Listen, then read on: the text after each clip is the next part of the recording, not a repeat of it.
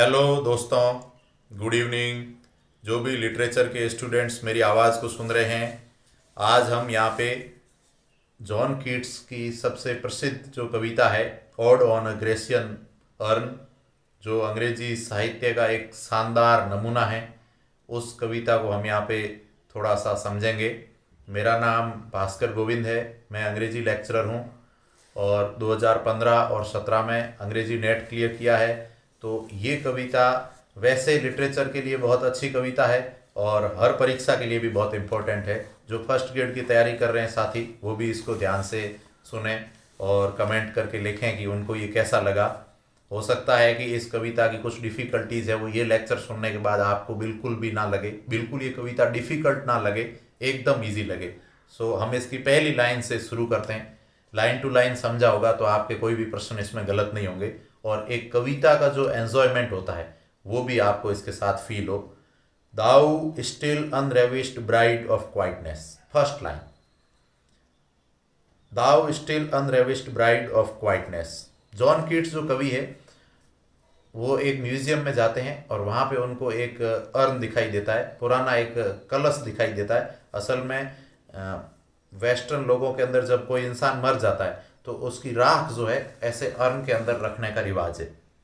तो आप इन लाइंस को साथ में लेके बैठ सकते हैं, अगले वीडियो में हो सकता है हम इन लाइंस को भी साथ में दिखाएं।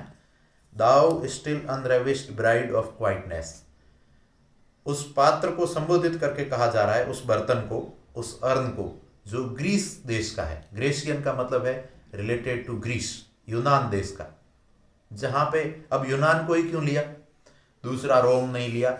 क्योंकि सारे की सारे कलाओं की जो जननी है, दर्शन शास्त्र साहित्य, जो पुराने जो कवि हुए हैं जिनसे प्रेरणा ये लेते हैं, वो सब ग्रीस के रहने वाले थे, यूनान के रहने वाले थे। सुकरात, प्लेटो, अरस्तु से लगा के होमर, वर्जिल, ये सारे लोग जो हैं वो ग्रीस के रहने वाले थे। तो ग्रीस को देख करके, जैसे हमारे यहाँ वृंदावन को देखते ही हमें कृष्ण भगवान, राधा, वो सब याद आ जाते हैं द्वारिका नगरी को देख करके, इसी प्रकार ग्रीस को एक प्रतीक के रूप में लिया गया। ये क्वेश्चन भी आपसे कहीं पूछा जा सकता है, वाई ग्रेसियन अर्न? ये ग्रीस वर्ड ही कीट्स ने क्यों चुना? Because it gives motivation to poets to write poetry. And second thing is that in first line this urn is personified as a bride, ये एक दुल्हन है। And unravished, ravish and unravished word, ये जो quietness, शांति में रहा हुआ ये बर्तन है। Thou foster child of silence and slow time, और इनके माता पिता का नाम भी बहुत अच्छा दिया है, साइलेंस, साइलेंस और टाइम इनके माता पिता हैं। तो इस अर्न को पर्सोनिफाई किया गया है। एंड थर्ड लाइन में लिखा है सिल्वैन हिस्टोरियन, तो ये एक इतिहासकार है जो जंगल, फूल, पत्ती, उसके ऊपर शायद चित्र बने हुए। हम यूँ सोच सकते हैं कि ये चित्र कवि को दिख रहे हैं, कवि वहाँ पे म्यूजियम में बैठे हैं और कुछ डीपली उसके बारे में सोच के ये लाइन्स हमें बता रहे हैं। Who canst thus express a flowery tale more sweetly than our rhyme, ये कह रहे हैं कि तुम बर्तन के ऊपर जो चित्र हैं वो हमारे इस कविता से भी ज़्यादा अच्छे इस कहानी को कह रहे हो। मेरी कविता, कवि कह रहा है, इतनी बढ़िया नहीं है जितना तुम खुद सीधा कह रहे हो। What leaf fringed legend haunts about the shape of deities or mortals or of both in Tempe or dales of Arcady. Arcady से आर्केडिया, स्पेंसर, सिडनी स्पेंसर और सर फिलिप सिडनी, उन्होंने बार बार शब्द यूज़ किया लिटरेचर में, Arcadia, Arcadia. तो Arcadia से वो ग्रीस के खेत याद आ जाते हैं, वो ग्रीस की हरियाली याद आ जाती है। तो ये घाटियां हैं आर्केडी की और वहाँ के सभी स्थान हैं जो इसके अंदर प्रस्तुत किए गए। फिर बार बार एक शब्द यूज होता है, वॉट, वॉट, वॉट। इसको लिटरेचर में कहते हैं साथियों एनाफोरा। एनाफोरा एक लिटरेरी टर्म है जो बहुत इंपॉर्टेंट है सबके लिए। तो बार बार आएगा व्हाट मैन और गॉड्स आर दीज, ये आदमी है या भगवान है कौन ये इस चित्र के अंदर? व्हाट मेडेंस लॉथ, और ये जो कन्याएं हैं ये कौन है? व्हाट मेड परस्यूट, क्या पागल दौड़ है, किस चीज के पीछे दौड़ रहे हैं? व्हाट स्ट्रगल टू एस्केप, ये भाग रहे हैं तो किससे बचने के लिए भाग रहे हैं? ये किस चीज का संघर्ष ये कर रहे हैं, वॉट पाइप्स एंड टिम्ब्रेल्स, और साथ में जो म्यूजिक बजाया जा रहा है वो संगीत क्या है, वॉट वाइल्ड एक्सटेसी, और इस पागलपन में भी एक आनंद है, जंगली जंगली टाइप का आनंद है, वाइल्ड एक्सटेसी, ये सब क्या है। तो बार बार क्वेश्चंस पूछे गए हैं, कौन है ये, क्यों भाग रहे हैं ये, क्या हो रहा है ये, ऐसा करके ये हमारी जिज्ञासा को जगाना चाह रहे हैं कवि। हम ऐसे भी सोच सकते हैं कि आज भी हम सभी लोग भाग रहे हैं, तो भाग किस चीज के लिए रहे हैं, किस चीज के लिए स्ट्रगल कर रहे हैं। अगली लाइन बहुत इंपॉर्टेंट है, heard melodies are sweet but those unheard are sweeter. सुने हुआ संगीत तो अच्छा है ही, लेकिन नहीं सुना हुआ उससे भी अच्छा है। जिसमें ये पैराडॉक्सिकल लाइन है, विरोधाभास अलंकार भी कहते हैं हिंदी में, पैराडॉक्स। देयरफॉर, इसलिए, ये सॉफ्ट पाइप्स प्ले ऑन, बजते रहो संगीत, तुम बजते रहो। अब इसमें मजे की बात यह है कि वहां पे संगीत नहीं बज रहा है, वहां पे केवल एक अर्न है, लेकिन उसके अंदर का जो चित्र देख करके संगीत के जैसी फीलिंग महसूस कर सकता है कोई व्यक्ति। अगली बार हम भी कभी म्यूजियम में जाएंगे या कोई पुरानी चीज देखेंगे तो हमें वो संगीत सुनाई देगा। जिन कलाकारों ने वो चीजें, मूर्तियां बनाई होगी, उन्होंने कितना मन से और भाव से उसको बनाया होगा। ये भाव भी इस कविता के अंदर है। ये सॉफ्ट पाइप्स प्ले ऑन, अब not to the sensual ear, इस कान के लिए नहीं, आत्मा के कानों के लिए। इसलिए ये कविता काफी इन डेप्थ कविता है। इसका एनालिसिस करना, इसको समझना, थोड़ा इन डेप्थ जाना पड़ेगा हमें। Not to the sensual ear but more endeared pipe to the spirit. Spirit का मतलब होता है आत्मा। आत्मा के लिए संगीत है ये रूह की खुराक है, ये आत्मा की खुराक है। ऑफ नो टोन, और इस संगीत का कोई टोन ही नहीं। तो बिना टोन का संगीत है और हमारे कानों से ये सुनाई नहीं देता, ये आत्मा के साथ में सीधा संबंधित हो जाता है। और कभी कभी सुने हुए संगीत से ये संगीत बहुत ज्यादा अच्छा है। Fair youth beneath the trees, thou canst not leave thy song, nor ever can these trees be bare. ये पेड़ कभी सूखे नहीं हो सकते क्योंकि इनके पत्ते गिर ही नहीं सकते। ये तो चित्र है ना।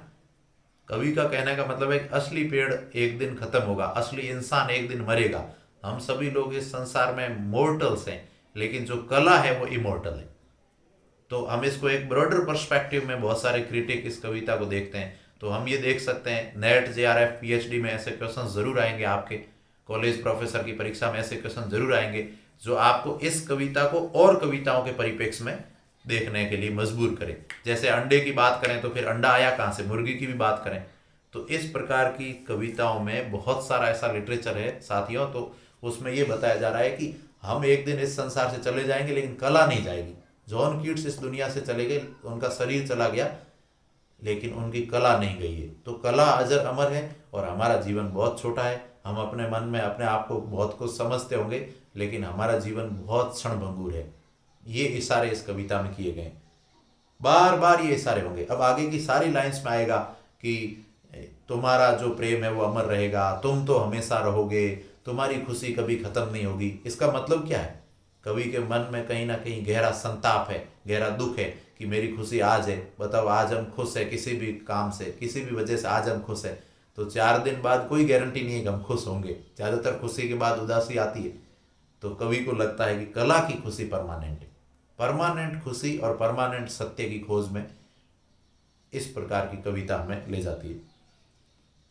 आगे लिखा है, इसी थीम पे लिखा है, यही बातें अब आगे आती रहेगी पूरी पोएम में। Bold lover never never canst do kiss, प्रेमी को कह रहे हैं कि वो किस नहीं कर पाएगा। Though winning near the goal yet, उसका जो लक्ष्य है, उसकी जो नायिका है उसके पास में है। डू नॉट ग्रीव, लेकिन तुम चिंता मत करो। तुम अपनी प्रेमिका के पास में हो, तुम उसको किस नहीं कर पा रहे हो, लेकिन फिर भी चिंता मत करो। सी कैन नॉट फेड, कम से कम वो बूढ़ी तो नहीं होगी, वो रहेगी हमेशा जवान। दो दू हैश नॉट दाई ब्लिस, तुम्हें खुशी तो नहीं मिली, तुम्हें मिलन का सुख तो नहीं मिला। For ever belt do love, लेकिन प्रेम हमेशा करते रहोगे। असली प्रेमी मिलन का सुख महसूस करेगा तो थोड़े ही समय बाद वियोग का संताप भी झेलेगा वो, लेकिन तुम्हारा सहयोग नहीं हुआ है तो वियोग भी नहीं होगा। एंड सी बी फेयर, वो हमेशा ऐसी ही फेयर रहेगी, ऐसी ही युवा रहेगी। And happy happy boughs. अब एक हैप्पी शब्द को कितनी बार रिपीट किया है इसमें देखें, हैप्पी हैप्पी बाउस। बाउस का मतलब है शाखाएं, पेड़ की शाखाएं। Happy happy boughs that can not shed your leaves nor ever bid the spirit adieu. Adieu का मतलब है अलविदा कहना। एंड हैप्पी मेलोडिस्ट अनवियरीड, ये संगीतकार बजाने में कभी थकेगा ही नहीं, क्योंकि ये जिंदा नहीं है, अगर जिंदा होता तो थक जाता। For ever piping songs for ever new, हमेशा नया, हमेशा संगीत बजेगा। More happy love, more happy happy love. Happy शब्द को गिन लीजिए यहाँ कितनी बार आया, एक ही लाइन में 3 बार, पहले 2 बार, बीच में 1 बार, और बार बार हैप्पी हैप्पी हैप्पी शब्द को रिपीट किया जा रहा है। कुछ ज्यादा ही ये खुशी महसूस करवा रहे हैं शायद। For ever warm and still to be enjoyed. England देश में ठंड ज्यादा पड़ती है तो इनको गर्मी पसंद है, तो ये गर्मी हमेशा रहेगी। Still to be enjoyed. For ever panting and for ever young, ये हमेशा दौड़ते रहेंगे, हमेशा हाँफते रहेंगे, लेकिन हमेशा जवान रहेंगे। तो ये फॉर एवर शब्द को कितनी बार रिपीट किया, बार बार। कितना भी दौड़ो, कुछ भी करो, लेकिन तुम रहोगे परमानेंट। कला परमानेंट रहेगी, और हम सभी लोग परमानेंट नहीं रहेंगे। ऑल ब्रीदिंग ह्यूमन पैशन फार अबो, और जो अपन मानव है, इनका जो पैशन है, हमारे जो जज्बे हैं, सुख दुख हैं, उनसे कहीं ऊपर हो तुम। That leaves a heart high sorrowful and cloyed. इन बातों से हमारा दिल दुखी हो गया कि हम तो चले जाएंगे, हम तो मर जाएंगे। साधारण मनुष्य ऐसी बात भी करना पसंद नहीं करता, दिल में क्या है, दुख है, दुख से भागता है वो। लेकिन कवि जो है वो दुख को ही गले लगा रहा है। A burning forehead a parching tongue, इन बातों से माथे के अंदर थोड़ी गर्मी पैदा हो जाएगी और जुबान जो है वो सूख जाएगी। Who are these coming to the sacrifice. अब वापस क्वेश्चन शुरू कर दिए, ये कौन आ रहे हैं जो किसी जानवर की बलि देने आ रहे हैं, बलि चढ़ाते हैं बकरे को। यहाँ पे एक हीफर है, हीफर का मतलब होता है गाय की बछिया, उसको सजा करके ले जा रहे हैं, और वो जोर जोर से चिल्ला रही है, और उसका करुण स्वर हवा में गूंज रहा है, और कवि को ये दृश्य दिख रहा है। Who are these coming to the sacrifice, कवि पूछ रहा है कि ये कौन आ रहे हैं। टू वॉट ग्रीन एल्टार, एक बार फर्स्ट ग्रेड की परीक्षा में ये प्रश्न पूछा गया है साथियों कि ये एल्टार ग्रीन था कि ब्लू था कि ब्लैक था या व्हाइट था, ऐसे ऑप्शन है। तो हमें याद रखना है कि जो एल्टार है, जो वेदी है जिस पे कार्य किए जाते हैं सारे, वहां पे उस एल्टार को ग्रीन एल्टार का है। To what green altar O mysterious priest, ऐसा रहस्यमयी एक पुजारी है। Leadest thou that heifer lowing at the skies, यहां लोग शब्द का मतलब नीचा नहीं है, लो का मतलब है रंभाना, गाय का।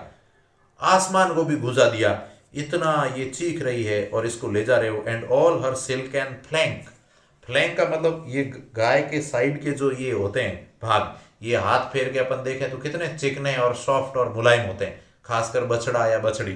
तो वो जो फ्लैंक्स है ये सिल्क की तरह, ये रेशम की तरह है। विथ गार्लैंड ड्रेस्ड, हमारे को दुख होता है कितना अच्छा प्राणी है, इसको ये बलि पे चढ़ा रहे हैं।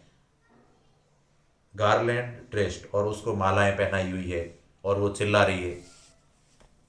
What little town by river और सी शोर, ये कौन सा कस्बा है। जैसे हम कोई नई जगह पे जाए तो हम पूछेंगे ये किसकी दुकान है, ये किसका मकान है, ये सड़क कहाँ जा रही है, ये किसका घर है, आपका नाम क्या है। ऐसे बालक की तरह जिज्ञासु होकर के कवि बार बार प्रश्न पूछ रहा है। वॉट लिटिल टाउन, कौन सा कस्बा है ये। बाय रिवर और सी शोर, और mountain built with peaceful Citadel, Citadel एक किला है। Is emptied of its fog, सारे के सारे लोग जो हैं वो इस शहर में आज है नहीं, सभी के सभी इस कार्य के लिए जा रहे हैं। दिस पायस मॉम, और इस पवित्र काम के लिए। And little town thy streets for evermore will silent be, तुम्हारी जो गलियां हैं ये आज साइलेंट है तो ये हमेशा ही साइलेंट रहेगी, क्योंकि ये तो उकेर दिया, पत्थर में उकेरी हुई चीज है, ये तो वैसी ही रहेगी। And not a soul to tell, कोई एक इंसान, कोई एक आत्मा भी नहीं बताएगी, वाई दाउ आर्ट डिजोलेट, तुम क्यों डिजोलेट हो, तुम क्यों वीरान हो। हड़प्पा मोहनजोदड़ो खुदाइयों में कुछ मिला तो बीत लाल थापर ने कुछ कहा, किसी इतिहासकार ने कुछ कहा, लेकिन कवि कहता है कुछ चीजें कभी भी पता नहीं चलेगी, कुछ चीजें किसी भी इतिहासकार या वैज्ञानिक को पता नहीं चलेगी। Why do art desolate can ever return, कोई भी बता नहीं सकता।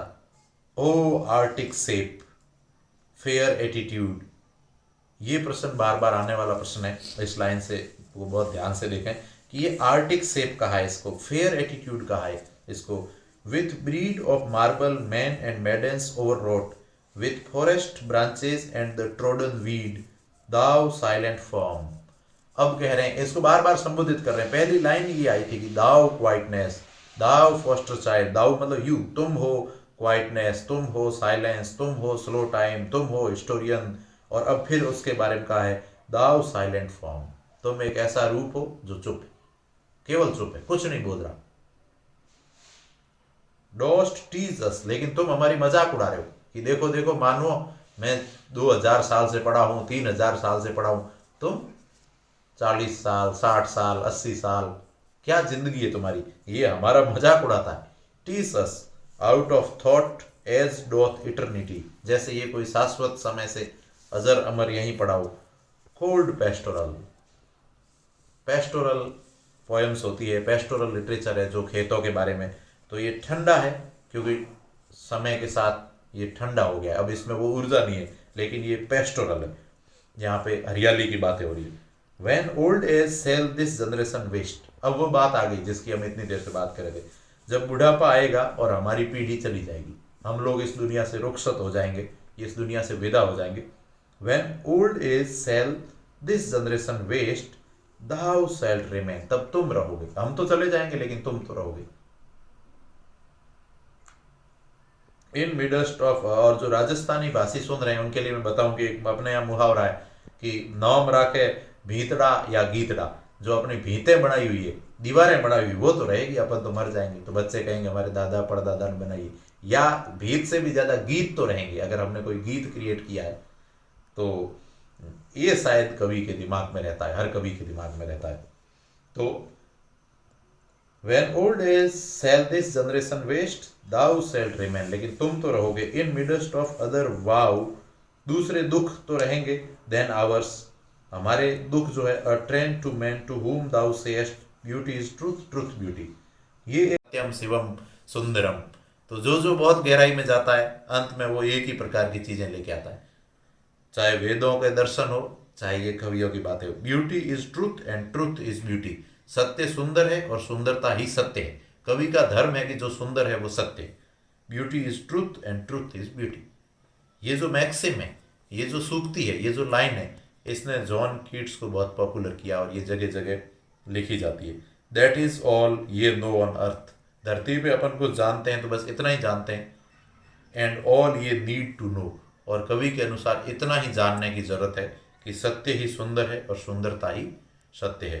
तो मैं आशा करता हूँ कि आपको ये कविता समझ में भी आई होगी, कुछ इसमें इंटरेस्ट जगा होगा, और इसमें आप कमेंट करके क्वेश्चंस पूछ सकते हैं, इसके हम क्वेश्चंस भी डिस्कस करेंगे। तो इस कविता को एक दो बार और इसका एंजॉय करें, इसको पढ़ें। धन्यवाद।